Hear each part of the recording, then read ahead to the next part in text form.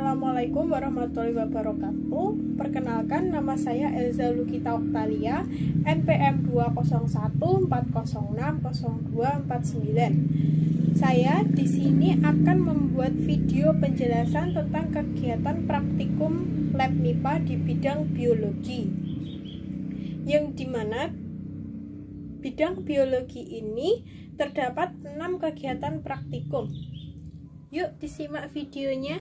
Pemeliharaan alat dan bahan di lab.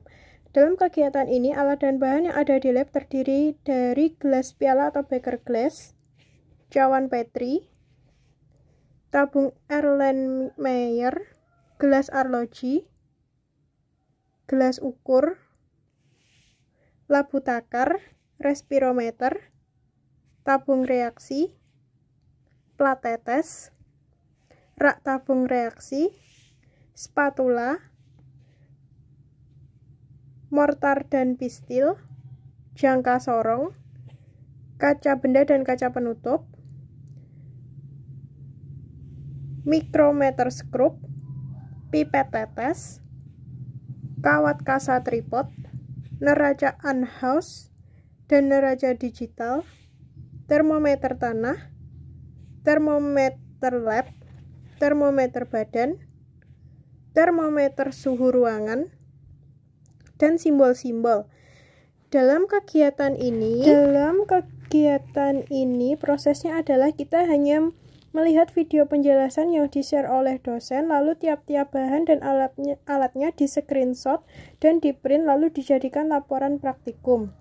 Kesimpulan dari kegiatan praktikum ini adalah alat dan bahan di lab itu macamnya sangat banyak sekali dan mempunyai fungsi masing-masing. Selain kita memahami alat dan bahan, kita juga harus memahami dan mematuhi simbol-simbol di lab untuk keselamatan kita saat berada di lab. Kegiatan yang kedua adalah morfologi, perkembangbiakan tumbuhan dan proses fotosintesis. Dalam kegiatan ini, kita mengamati monokotil atau dikotil dari tumbuhan yang dimana kita membuktikannya dengan mengamati sistem akarnya, batang, dan susunan tulang daunnya. Dalam praktikum ini, kita mengamati tumbuhan tomat, jagung, terong, jahe, kunir, bayam, pepaya, cabai, singkong, padi, dan pisang. Selain mengamati klasifikasi tumbuhan, kita juga mengamati klasifikasi bunga, yang dimana kita mengamati bagian-bagian yang ada di dalam bunga. Dalam kegiatan ini, prosesnya adalah kita mengambil tumbuhan-tumbuhan yang kecil agar kita mudah dalam mengamatinya untuk dilihat, untuk diklasifikasikan, dan untuk bunganya kita membuka bunganya untuk dilihat bunga tersebut terdapat bagian apa saja dan termasuk bunga sempurna atau bukan. Kesimpulan dari kegiatan praktikum ini adalah yang termasuk tanaman monokotil adalah jagung, jahe, kunyit, dan padi, yang dimana tanaman monokotil adalah tanaman yang memiliki akar serabut, daun sejajar atau melengkung, dan batangnya tidak berkambium. Sedangkan yang termasuk tanaman dikotil adalah tomat, terong, bayam, pepaya, dan cabai, dan pisang, serta singkong, yang dimana tanaman dikotil adalah tanaman yang memiliki akar tunggang, daun menyirip atau menjari, dan batangnya berkambium. Kegiatan yang ketiga adalah morfologi, menggolongkan, dan daur hidup hewan. Dalam kegiatan ini, kita menggolongkan hewan itu termasuk vertebrata atau invertebrata. Lalu, menggolongkan hewan berdasarkan tempat hidupnya, jenis makanannya, cara berkembang biaknya, dan penutup tubuhnya, yang dimana tempat hidup hewan itu ada 3, yaitu darat, air, dan darat dan air. Jenis makanannya juga ada 3, yaitu herbivora, karnivora, dan omnivora. Lalu, cara berkembang biaknya hewan itu juga ada 3, yaitu ovipar, vivipar, dan ovovivipar. Serta penutup tubuh hewan itu terdiri dari kulit, bulu, rambut, sisik, zat kitin, dan Penggolongan siklus hewan berdasarkan metamorfosis sempurna, tidak sempurna, dan tidak mengalami metamorfosis. Dalam kegiatan ini, prosesnya adalah kita mengklasifikasikan hewan-hewan yang sudah disediakan oleh dosen, lalu kita menggolongkan berdasarkan petunjuk praktikumnya.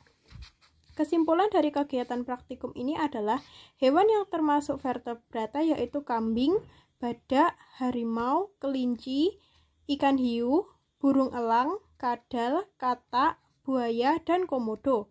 Sedangkan yang termasuk hewan invertebrata yaitu laba-laba, kecoa, kalajengking, ubur-ubur, lintah, gurita, lebah, nyamuk, kupu-kupu, dan lalat. Hewan dapat digolongkan menjadi 4, yaitu tempat hidupnya, jenis makanannya, cara berkembang biaknya, dan jenis penutup tubuhnya. Dan jika digolongkan dalam siklus hidupnya terdapat 3 jenis, yaitu metamorfosis sempurna, tidak sempurna, dan tidak mengalami metamorfosis.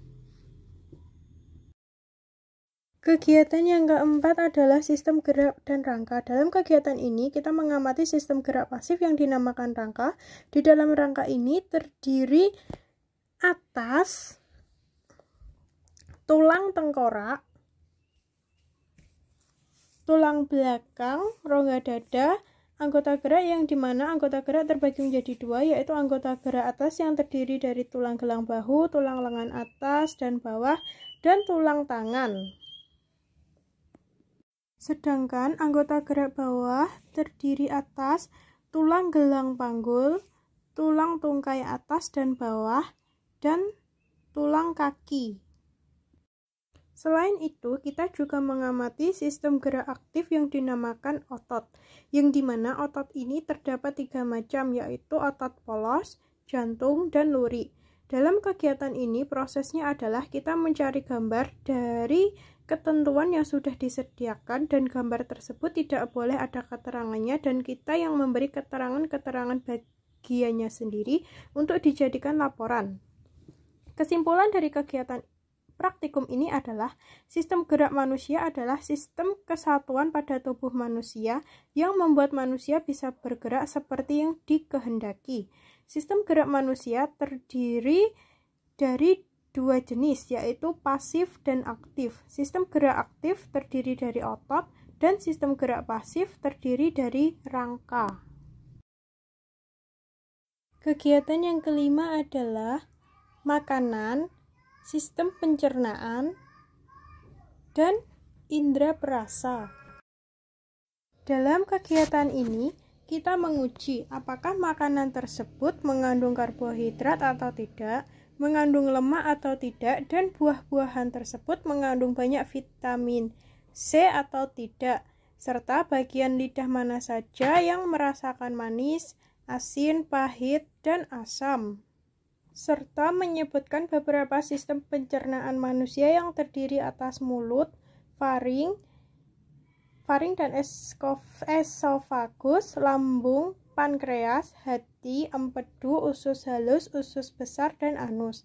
Dalam kegiatan ini, prosesnya adalah kita menyiapkan alat dan bahan sesuai petunjuk yang dimana dalam penguji karbo kita menetesinya dengan betadin, pada penguji lemak kita mengusapkan makanan tersebut ke kertas buram.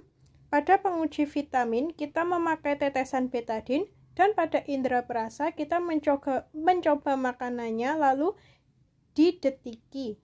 Dan pada sistem pencernaan, kita mencari gambar lalu diberi penjelasan dan keterangan.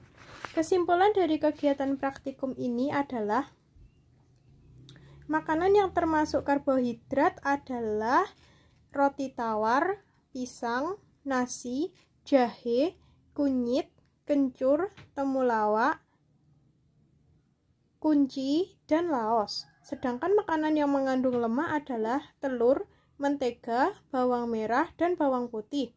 Dan dalam percobaan indera perasa, orang akan berbeda detiknya untuk bisa menebak dari rasa tersebut. Kegiatan yang keenam adalah sistem pernapasan dan indera penciuman.